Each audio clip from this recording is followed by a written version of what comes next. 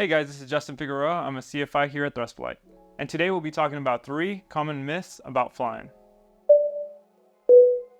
Okay guys, so we're gonna talk about the first common myth. The first common myth for me, my medical. Like, I did not know if I was physically able to become one, a pilot, right? Now, to me, I thought you had to be like an astronaut, or you had to be super fit. You had to be just all your results on your blood tests and everything had to be perfect, right? You had to have like 22 vision instead of 20/20, right? You had to just be on top of everything.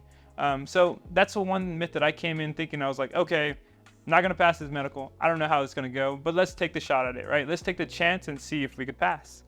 I went to the eye doctor, right, and went to the AME, checked everything out, checked all the boxes, and they were like, hey, this is your first class medical. I was like, no way. Wait, this is me? Me? Are you sure you didn't get the wrong guy?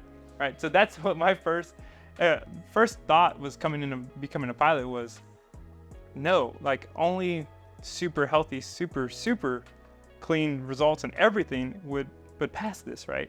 So if you are having that hesitation of like, I'm pretty blind or I have some type of condition, go check for yourself. Myth number 2. So myth number 2 has to be, when you're coming in, you're thinking, okay, pilots are smart. Pilots know math.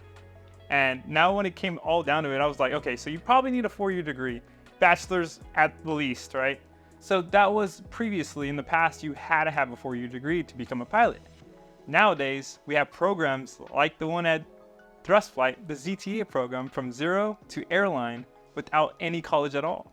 You could actually sign up, and in the next month, you could become a training pilot and then become, in the next few months, a commercial pilot and fly planes just like we do here.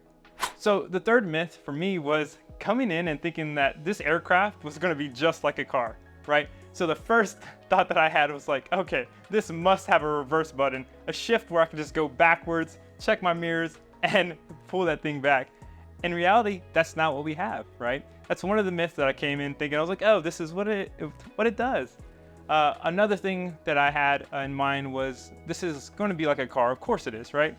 It's an airplane. So as I jumped into the seat, I was thinking, okay, this yoke, it was also my steering wheel. I thought it was going to turn me when I turned it left.